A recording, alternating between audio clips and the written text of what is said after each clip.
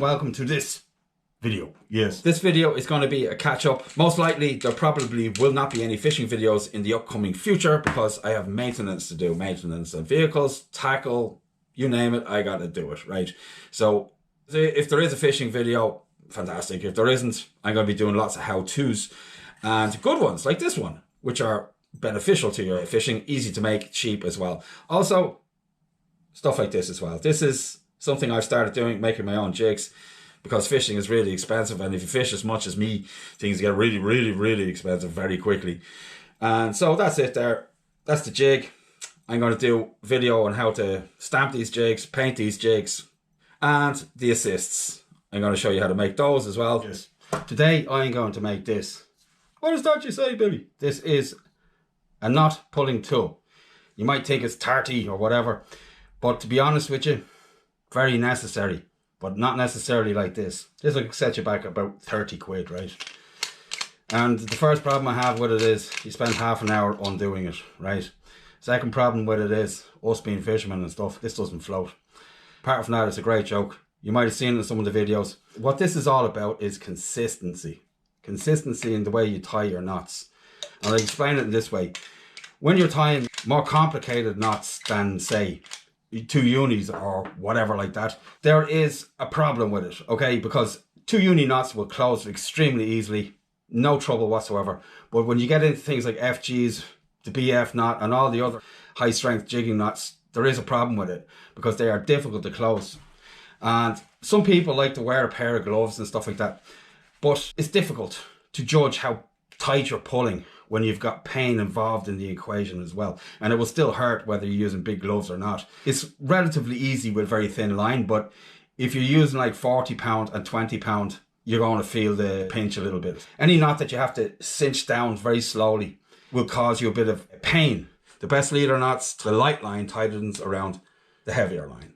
The double uni and some others, they tighten around each other like this. The double uni is not the best knot. It will get you out of a jam. It's quick to tie, but it's not the best leader knot. Whereas with the FG and some others, they tighten around the heavier line only. This makes them what is most controversially known as 100% knot. There is a such thing as 100% knot. There is no such thing as 100% fishing line. You can never be guaranteed of the break and strain of the fishing line throughout its body. Yes, but if a knot is properly constructed and tied properly, it can be considered as 100% knot. It's the line that fails, not the mechanics of the knot. Yes. If you want to see the BF knot being tied, I will link that video in the description along with some other relative videos to this video. This is what we're going to make in the video. And it's easy, it's quick, it's cheap, right? You can use this for tying knots, obviously. Also, if you get caught in the bottom and your line is very strong and you can't break it off the reel without damaging the line or the fishing rod, you can wrap it around this and pull for a break with that. If you use surf gear, it is possible to wrap it around the butt of the rod, but eventually it will damage your shrink tube. So it's best that this takes the damage and not your expensive fishing tackle. Wear and tear on your grips will happen if you don't use a pulling stick. I have made one before. This is it. This is 3 years later. It's still going, right? That's it there. But this one's made out of aluminium. Apart from that, it's exactly the same as the one I'm going to show you right now. In this one, I used 2 bottle tops off soft drinks, right? Because that's what I had going. And I took the video down because it was more difficult to replicate than it should be. So now I have got this whole build standardized. That's what I have done. And this is components you can buy pretty much anywhere in Europe, if not the world. I might be mistaken, but if not, the essence of the idea is still here. So this is what we're going to make in the video. And I use 2 different colors so you can discern which end of it is the opening end. You can always just glue this shut. This end will not be glued shut, right? And these are such a snug fit that you actually don't need to glue them or anything else. And it still floats. It's completely watertight. So this is it here, right? Just like the other one. Yeah, that's it. So what will you need to make this? So the essence of this is 2 bottle tops. These are tops that go on top of cans. You get them in pound shops. You can get them on Ali or whatever, right? Interestingly enough, they're the same dimension as this. Okay, that's the idea here, right? You need 2 of those, right? You can get them on Ali.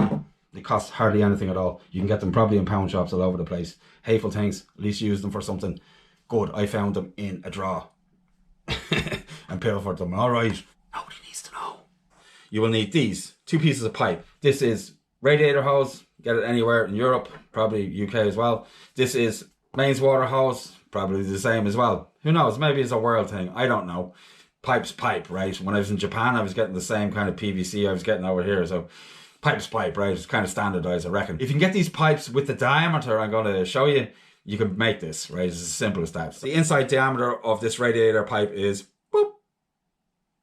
And the outside diameter is okay, yes. And the mains water pipe, the inside diameter is, and the outside diameter is, yes, that's it. So both sections of tube will need to be long. Then you will need some shrink tube. And the inside diameter is the only one that matters. Okay. And the shrink tube will need to be this long. Okay. Roughly. You'll have to trim it back a bit. Okay. You will need some hot melt glue. So the tools you will need for this, you will need a knife maybe, and you will need a heat source. You'll need that for the hot melt glue, right? You will need a saw of some type. If you're new to doing this kind of builds yourself, this one's for wood. It cuts plastic, but if you get yourself a baby hacksaw, it will cut everything. Wood, steel, plastic, bone. Right. Pair of scissors. You will also need something to measure, right? It doesn't have to be this. It can just be a piece of string, okay? To shrink the shrink tube, I'm going to use a kettle because mostly everybody does have one and you can just pour boiling water over it. But if you have a few tools and one of them is a heat gun, that is really useful. Just be gentle with it, okay? Let's go. This is what you do first of all. You take this and you do this to it. So then you take this and you do the same thing again.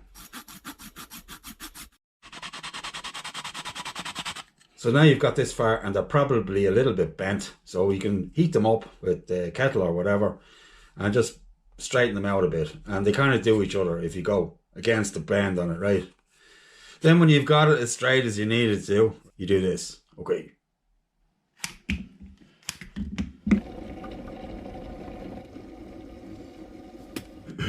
So then you take this, you do this.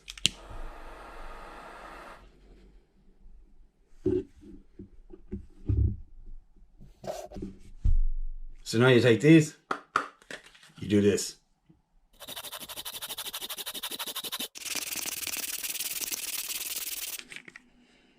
So now you've got this far. So you want to trim back the edge. A millimeter over the top should see you good. You don't have to be 100% accurate about this. It'll be just fine. That's it. Right. Now you take your end bits and you push them on. That's it. One. And then the last one. You can glue this if you want. I find it's unnecessary. That's where we stand right now. Now this is the last bit there. You've already done that bit. In it goes. On the screws. So that's it there. Yeah. Right. Look what you made me do. Nice. So, I hope you find this useful. I hope it saves you some money. I hope it helps you tie some better knots. And I also hope it catches you big fish. Wherever you are in the world, remember, hopefully, I'll see you on the beach. Bye.